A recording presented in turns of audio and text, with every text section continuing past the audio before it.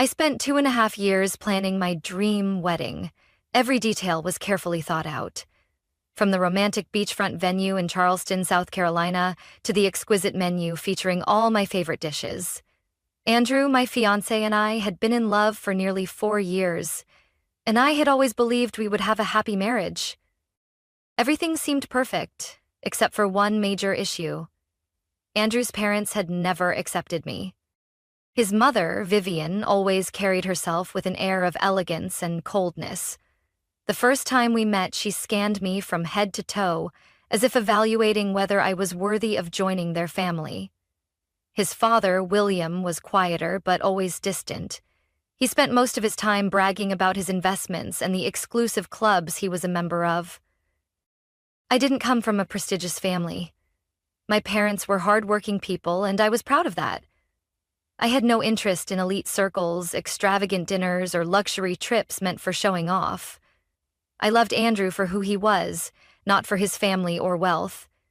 But to Vivian and William, that didn't matter. They always believed their son could find someone better. Andrew used to tell me not to worry. They'll come around. He reassured me every time I expressed my concerns, but I knew it was an empty promise. Over the years, they had never changed the way they saw me, and I was beginning to realize that I wasn't just marrying Andrew. I was stepping into a family that never wanted me there. Still, I tried. We sent out invitations, picked out wedding flowers, tried on dresses, and sampled cakes. I spent hours meticulously planning every detail of our big day, while Vivian remained indifferent to everything I did. But that didn't stop me from looking forward to the moment I would officially become Andrew's wife. And then, just 1 week before the wedding, everything fell apart. I still remember that afternoon vividly, exactly 1 week before our wedding, when Andrew showed up with a slightly forced smile. "My parents just planned a trip," he said, avoiding my gaze. I set my teacup down, frowning slightly. "Now?" "Yeah, just a short getaway to Palm Beach. They said it's a family tradition. A little vacation before someone gets married." I had never heard him mention this tradition before, and if it was so important, why hadn't they brought it up earlier? "Why so last minute?" I asked, trying to keep my voice calm. Andrew shrugged. "They just want to spend some time with me before everything changes. You know, like parents wanting one last moment with their son before he becomes a married man." It sounded reasonable, but something felt off. I stared at him, searching for any sign of hesitation, and just as I feared, Andrew avoided my eyes. "Can I come?" I asked, half joking. He laughed, but it wasn't genuine. "You know my mom wouldn't like that." A wave of coldness washed over me. Of course, Vivian would never allow me to come. In her eyes, I had never been part of their family. "How long?" I asked. 4 days. Leaving Thursday, back on Sunday." I clenched my hands under the table. 4 days, right before the wedding? Strange. But I didn't want to turn it into an argument, especially since Andrew already seemed set on going. I smiled and nodded. "Then go, but come back soon." Andrew kissed my forehead, as if reassuring me, then quickly left. A few days later, he left for the trip, and by Saturday night, everything collapsed. I was sitting on my couch, reviewing the guest list one last time, when I got a call from Sophie, my best friend. "Joe," her voice was tense. "He's here." I frowned. "Who?" "Andrew." My heart skipped a beat. "What? What do you mean?" "I'm at the Royal Lounge, a high-end bar in downtown Palm Beach. I swear, Andrew is here, and you won't believe who he's with." My throat went dry. "Who?" "His parents and a girl. Younger than you, blonde, looks rich and stuck up." Heat spread through my body. "Are you sure it's him?" "I saw him with my own eyes, Joe. Not only that, but all three of them, Vivian, William, and that girl, are laughing and chatting with Andrew like they're a perfect family. And he doesn't look uncomfortable or anything." The world around me blurred. "Did you see them doing anything inappropriate?" I asked, my voice tight. Sophie hesitated. Andrew put his hand on her waist. as they walked into the VIP section. I gripped my phone tightly. "Joe?" Sophie's voice was filled with concern. "I'm here. Do you want me to do anything? Take pictures, record them, confront him?" I took a deep breath, trying to steady myself. If Sophie had seen them, chances were other people had too. If this was really what I thought it was, I needed proof. "I need evidence," I whispered. "Take pictures, videos, anything you can." "I got it," Sophie said immediately. "I'll do it now." I sat frozen on the couch, staring at my phone as if it could somehow give me a reasonable explanation. So this was the real reason for the sudden trip. Not to spend time with their son before the wedding, but to introduce him to a new candidate, a girl they deemed more suitable than me. Who was she? An old acquaintance? A family friend? Or someone they had deliberately set him up with? I closed my eyes, trying to suppress the anger rising inside me. If this was real, if Andrew was truly involved in this, then it wasn't just my wedding that was over. My entire life was about to change forever. I didn't sleep at all that night. My phone sat on the table, filled with Sophie's messages, along with a few hastily taken photos. The quality wasn't crystal clear, but it was enough to recognize Andrew and that girl sitting close together, laughing like they had known each other for ages. In another photo, Vivian was resting her hand affectionately on the girl's shoulder, as if she had already welcomed her into the family. I couldn't believe it. But anger wasn't enough. I needed more. I needed solid, undeniable proof. The next morning, I called Mark Reynolds, a private investigator Sophie had once hired when her sister suspected she was being scammed in business. He picked up on the first ring, his voice calm and professional.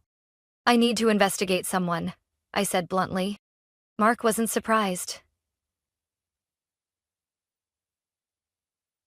"Tell me what you know, and I'll take care of the rest." I sent him the location of the bar, the hotel where Andrew and his family were staying, and the photos Sophie had taken. I wanted to know who that girl was, why she was with Andrew and his family, and most importantly, what they had been doing throughout the trip. Mark promised to update me as soon as he had anything. 48 hours passed in absolute tension. I didn't text or call Andrew. I waited. And then, on Tuesday morning, my phone rang. "Mark, I have information." An hour later, I sat in my usual cafe with Mark, my stomach in knots. He placed a folder in front of me, along with a USB drive. "I think you'll want to see for yourself." I opened the folder. The first page contained the personal details of the girl.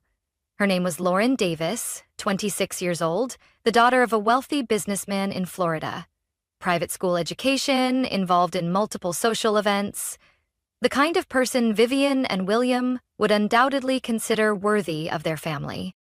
I turned to the next page. The first image. Andrew and Lauren sitting close together at an upscale restaurant. Far too intimate to be dismissed as coincidence. The second image. Vivian talking to Lauren at the bar, with William nodding along as if agreeing to a plan. The third image. Andrew and Lauren walking out of a jewelry store together. My stomach twisted. "There's more," Mark said, sliding the USB toward me. "I have a few video clips, especially this one." He opened his laptop, plugged in the USB, and pressed play. On the screen, Vivian and Lauren sat in the hotel bar, cocktails in hand, their voices clear through the hidden microphone Mark had used. Vivian leaned toward Lauren, speaking with absolute confidence. "As long as you do your part well, I'll handle the rest. Josephine was a mistake. She doesn't belong in this family. We just need to make Andrew see that." Lauren let out a soft laugh. I have a feeling he already has.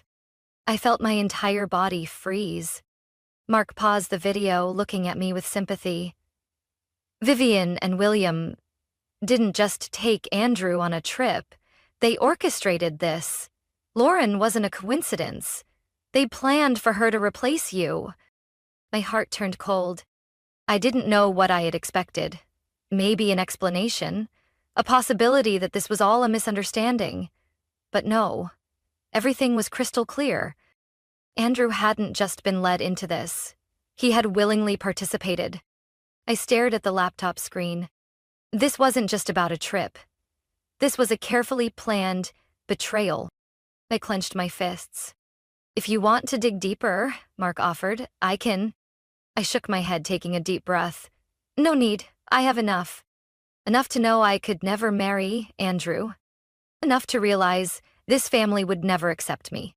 And most importantly, enough to make sure they knew I wouldn't quietly disappear. Their game was over. They just didn't know it yet. I didn't have to wait long. Andrew returned on Tuesday night, a day later than planned, and I knew why. He didn't want to face me. When he stepped into my apartment, the air immediately grew heavy. He lingered near the door, as if ready to leave at any moment. Josephine, he said, his voice tense. We need to talk. I nodded calmly, already knowing exactly what was coming. I pulled out a chair, motioning for him to sit. Andrew hesitated before lowering himself onto the seat across from me, his eyes avoiding mine. I'm listening, I said, keeping my tone light enough not to alarm him, but sharp enough to make him uneasy. He exhaled, rubbing his hands together.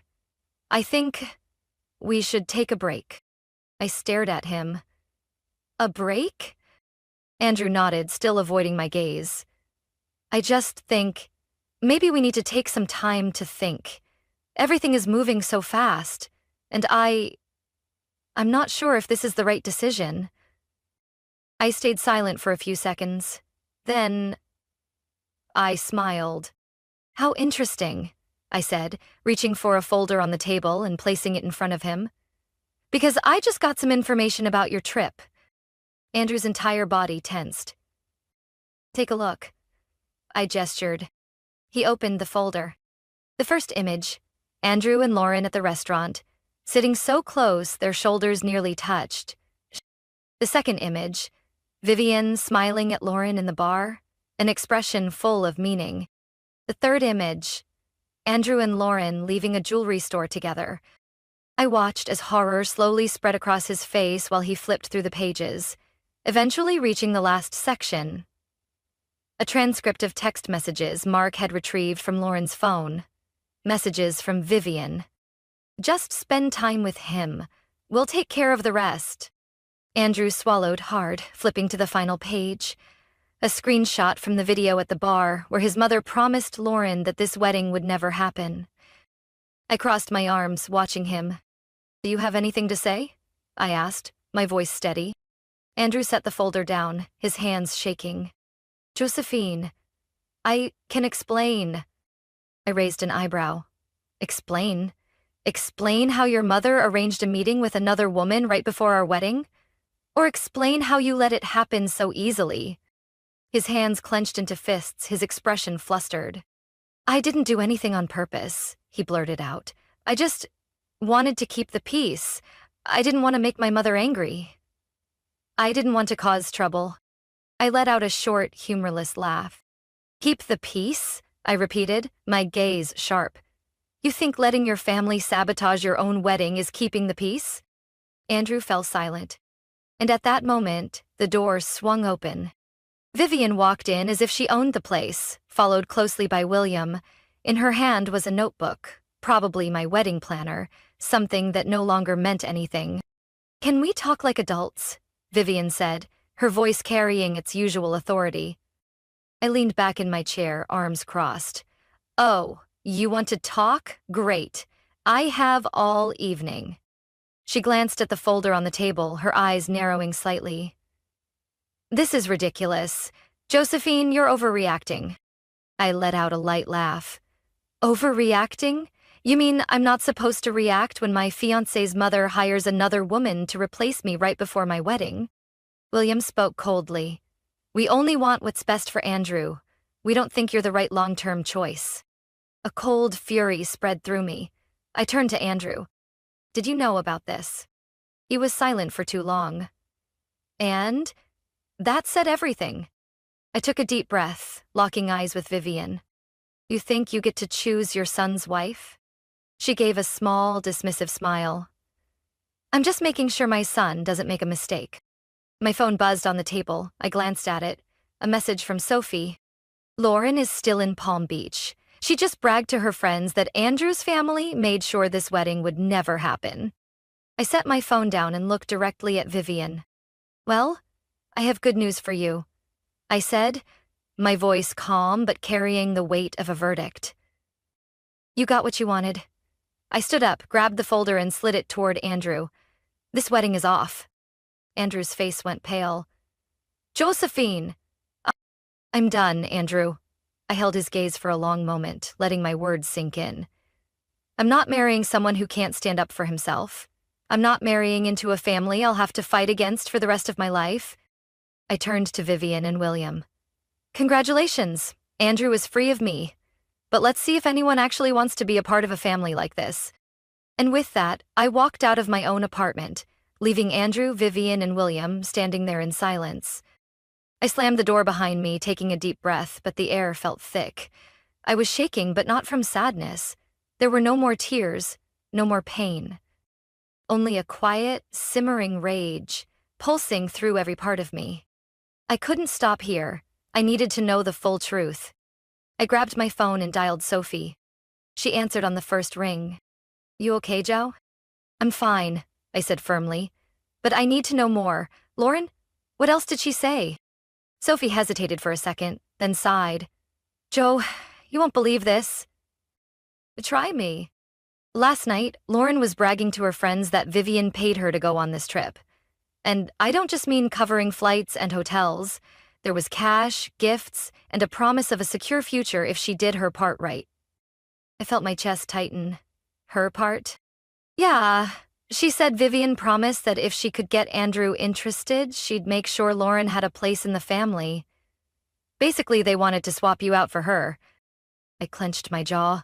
Everything became painfully clear. This wasn't just a casual trip. This wasn't just some new friend Andrew happened to meet. This had been orchestrated from the start. "You're sure about this, Sophie?" "Joe, I recorded it." I went still for a few seconds. She continued. "I left my phone on the table when Lauren was talking. I got her voice, crystal clear, talking about how Vivian promised to push you aside." I put my phone on speaker, opened my laptop, and downloaded the recording from Sophie. Pressing play, Lauren's voice came through, clear, undeniable. "Vivian told me Andrew wouldn't marry Josephine. She said I just had to make him hesitate a little. Once the wedding was called off, she'd take care of the rest." Silence. I let out a quiet laugh, but inside I was burning. I stopped the recording and took a deep breath. "I think," I said slowly, "it's time Andrew heard this. I didn't warn him before showing up at his place. I didn't want to give him time to prepare a lie." When the door opened, Andrew froze at the sight of me. "Joe," he frowned. "I thought we were done talking." I gave a cold smile and pulled out my phone. "Oh no, we're not done, Andrew." I pressed play. Lauren's voice echoed through his apartment. "Just had to make him hesitate a little.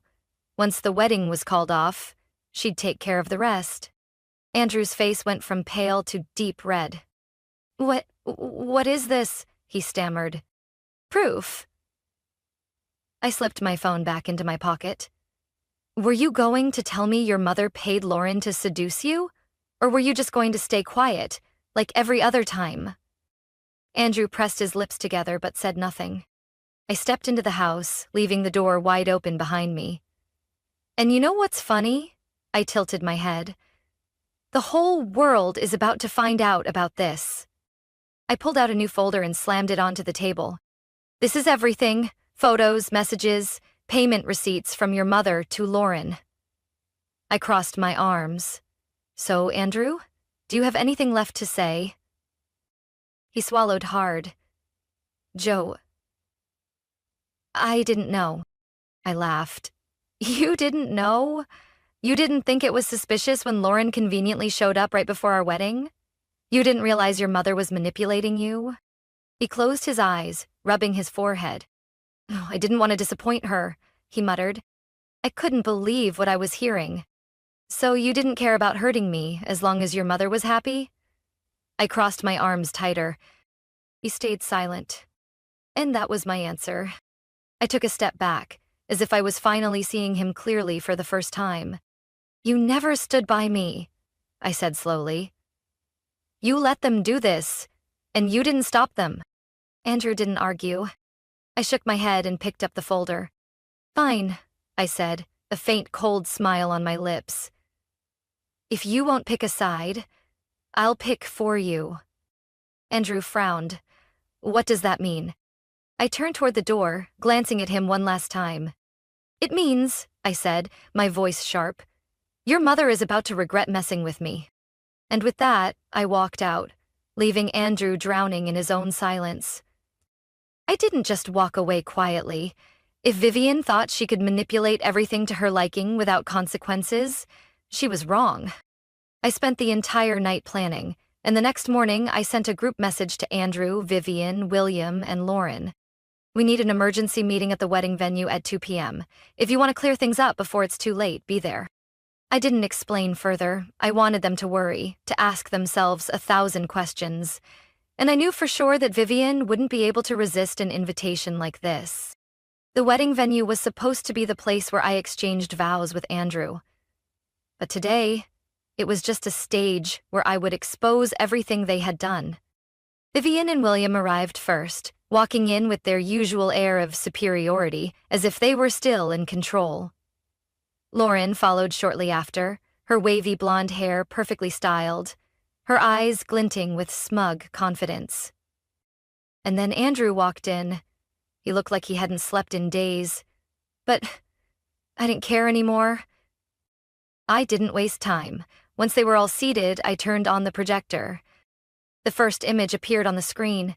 Vivian sitting at the hotel bar in Palm Beach, speaking to Lauren. "As long as you do your part well, I'll handle the rest." Vivian stiffened. William leaned back in his chair, his face hardening.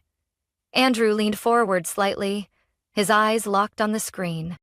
The next image, Lauren and Andrew outside a jewelry store, laughing and talking closely. Lauren let out a small laugh, crossing her legs, her voice full of defiance. "So what? You're just trying to turn this into some unnecessary scandal?" I raised an eyebrow and pressed play on the next video clip. On the screen, Lauren's voice rang out, chillingly clear. "Vivian told me Andrew wouldn't marry Josephine. She said I just had to make him hesitate a little. Once the wedding was called off, she'd take care of the rest." Silence filled the room. Lauren froze, but tried to maintain her composure. "You have no right to invade my privacy." I laughed, shaking my head. "Privacy? You tried to destroy my wedding, and now you want to talk about privacy?" Andrew lowered his head, rubbing his forehead. I turned to him. "Did you know about this?" He didn't answer immediately, and that alone was an answer. Vivian still wasn't ready to back down. "Josephine, don't be so emotional. We were simply introducing Andrew to better options. What's so wrong about that?" I clenched my fists, locking eyes with her. "What's wrong is that you don't get to make that decision for your son. What's wrong is that you can't respect his choices. And most importantly, you thought I would just sit back and tolerate it." William finally spoke, his voice low and firm. "We were only thinking about Andrew's long-term future." Andrew lifted his head, looking at his father. "Long-term future?" His voice wavered. "By arranging for me to betray the woman I was supposed to marry?" Vivian's grip tightened on the straps of her purse, but she said nothing. I turned to Andrew, my voice calm but sharp. "Do you see it now, Andrew? This is how they treat you. Like a puppet, a piece on a chessboard for them to move however they please." Andrew swallowed hard, but still didn't say a word in my defense. Lauren clicked her tongue, then let out a quiet chuckle. "Well, either way, you're not really a problem anymore." She shrugged. "Andrew's already made his choice." I gave her a small, knowing smile and nodded. "You're right." I turned to Andrew, holding his gaze for a few seconds. "You had so many chances to stand by me," I said, my voice void of anger, filled only with pure disappointment. "And you never did." Andrew opened his mouth as if he wanted to say something, but no words came out. I shut my laptop and picked up my bag. "Then go ahead and do what you do best, Andrew," I said, my voice light but weighted with meaning. "Stay silent and let your mother decide for you." And with that, I walked out of the room without looking back. No more wedding, no more Andrew, no more toxic family. And for the first time in months, I felt freer than ever. I left the wedding venue without a single glance back. No final words, no further explanations. Everything was already crystal clear. I didn't need to hear any more justifications. What I had done wasn't just canceling a wedding.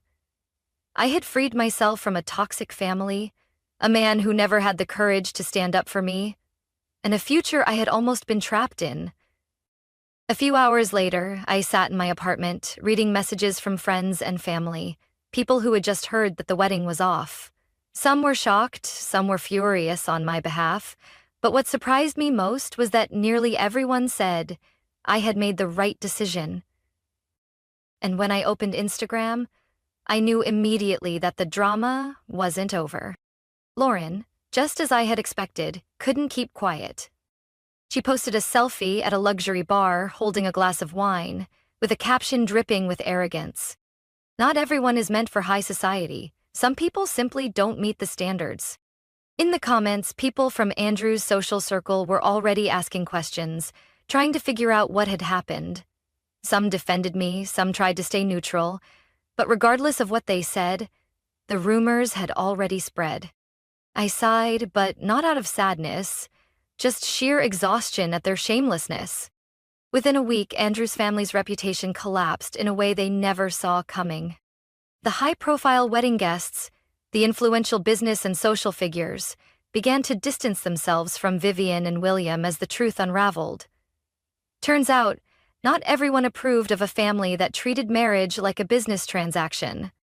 Some of Andrew's closest friends even cut ties with him, not because they were particularly loyal to me, but because they didn't want to associate with a man who had no backbone, someone who let his mother dictate his life. Vivian desperately tried to regain control of the situation. She hosted a private event to show that their family was still intact, but no one cared anymore. No one wanted to be labeled as someone who supported a staged, manipulative scheme to break up a wedding. And Lauren? She lasted exactly 3 weeks with Andrew. 3 weeks. At first, she was by his side constantly, enjoying the attention from those curious about the scandal. But when she realized Andrew had no control over his family's finances, when she understood there was no extravagant wedding, no elite status to claim, she left without a word. Andrew was left alone, with a disgraced family and a life that was no longer his to control. And me? I didn't spend time crying over what was lost because I lost nothing at all. Instead, on the day I was supposed to walk down the aisle, I did something I never thought I would. I threw a non-wedding party. My friends showed up in full force, bringing wine, cake, and glamorous outfits as if we were attending the most extravagant celebration. There were no tears, no regrets, just laughter, music, and an overwhelming sense of freedom. I wore a deep blue silk dress, the one I had chosen to replace my wedding gown, and stood in the middle of my living room, a glass of wine in hand. Sophie looked at me and smiled. "How does it feel?" I thought for a moment, then grinned wider than ever. I've never felt better. And that wasn't a lie. I had escaped a disastrous marriage before it even began. I no longer had to fight for a family that would never respect me. I no longer had to be with a man who lacked the courage to stand up for his own love. I lost nothing. In fact, I had just reclaimed everything. As I cut into the wedding cake, the only thing left from what had been planned. I didn't feel heartache or bitterness. I laughed, scooped a bite with my fork, and savored it. "Sweeter than any wedding," I murmured. And as the music played, as I danced with my friends under the glittering lights, I realized the most important thing of all. I had won. Not because I had gotten revenge on Vivian or humiliated Lauren, not because Andrew was left in the loneliness he deserved, but because I had chosen myself. And that was the greatest victory of my life. Josephine's story is not just a lesson in love and betrayal, it's proof of the power of knowing your worth. In real life, many people stay trapped in toxic relationships, afraid of being alone or unwilling to walk away after investing so much time and emotion. But the most important thing isn't holding on to someone who doesn't deserve you. It's having the courage to let go when necessary. Sometimes, losing what you thought you needed is exactly how you find yourself in a better future. What do you think about Josephine's story? If you were in her shoes, what would you have done? Share your thoughts in the comments. And don't forget to follow the channel for more compelling stories about family, love, and life's valuable lessons.